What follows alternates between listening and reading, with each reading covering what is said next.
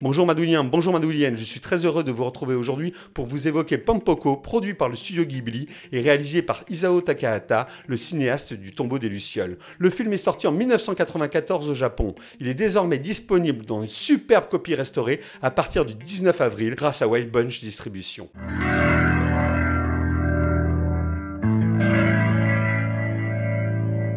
Avec Pompoko, Isao Takahata, l'autre cheville ouvrière du studio Ghibli, nous livre une œuvre riche. À la fois un pamphlet politique, un conte écologique et une leçon de vie d'histoire sur le Japon qui promeut la désobéissance civile. Pour ce faire, elle met en scène une communauté de tanuki. Ces animaux, originaires de l'Est de l'Asie, sont en réalité des chiens vivrains dont le faciès ressemble à celui des ratons laveurs.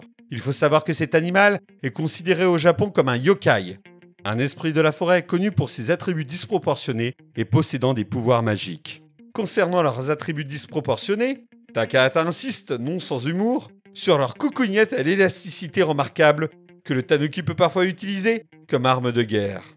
Il faut savoir que le tanuki, animal montré dans le film comme plutôt débonnaire, n'a rien demandé. Il s'amuse, batifole et profite de tous les bienfaits de la nature avec laquelle il est en harmonie. Mais l'homme auquel il cache sa nature de créature fantastique, maîtrisant le langage et capable de raison, va briser son équilibre naturel, détruisant les montagnes et les forêts où il vivait.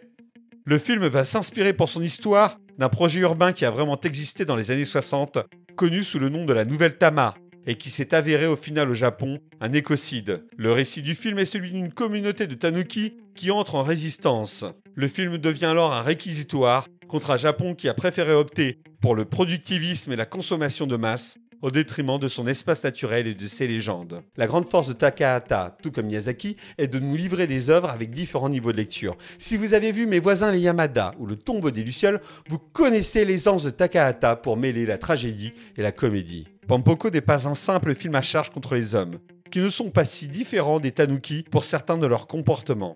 Ce que le réalisateur dénonce ici, c'est un système économique qui broie les êtres vivants et la nature pour toujours plus de consommation et de croissance.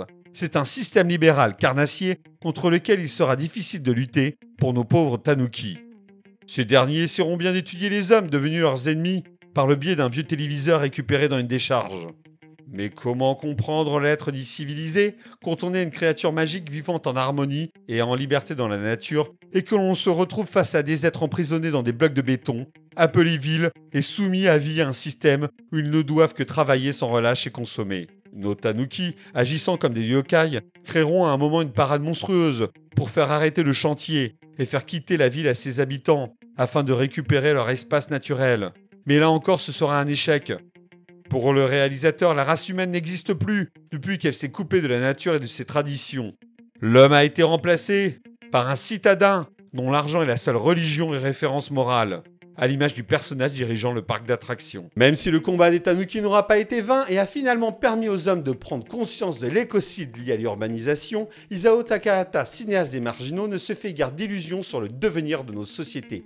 Notre monde rejette toujours ceux qui ne sont pas prêts à évoluer. Ainsi, les quelques tanuki qui ne sont pas dotés de pouvoirs magiques seront obligés de fouiller les poubelles et finiront sans doute par disparaître dans un monde où même les hommes sont interchangeables. Malgré un message qui pourrait être qualifié de désabusé, Takahata parvient à nous faire rire et rêver grâce à un film visuellement splendide. L'animation est parfaite et le graphisme est de haute volée.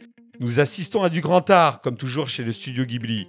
Nous nous attachons réellement aux tanuki, nous rions de leurs gestes et de leur manière de revendiquer en permanence la taille de leurs attributs. Nous finissons par admirer leur farouche goût de la liberté qui les pousse parfois à agir de manière désordonnée. Conteur hors pair, Takahata ne nous livre jamais un film larmoyant, malgré la gravité du propos. Ici, en effet, l'acte de résistance est toujours source de joie, même si parfois l'issue peut être funeste. Résister, c'est être ensemble, et c'est peut-être là l'essentiel. Ce film est terriblement d'actualité dans sa thématique, lorsqu'on voit les forces de police japonaises attaquer nos pauvres tanuki. Ben ça nous rappelle quoi? Ça nous rappelle les policiers en quad en France en train de protéger les bassines. Je crois qu'on a bien compris le message, camarade Takahata. C'est à nous de jouer, l'histoire est en train de s'écrire. Pompoko est tout simplement un chef-d'œuvre de l'animation japonaise, à voir et à revoir.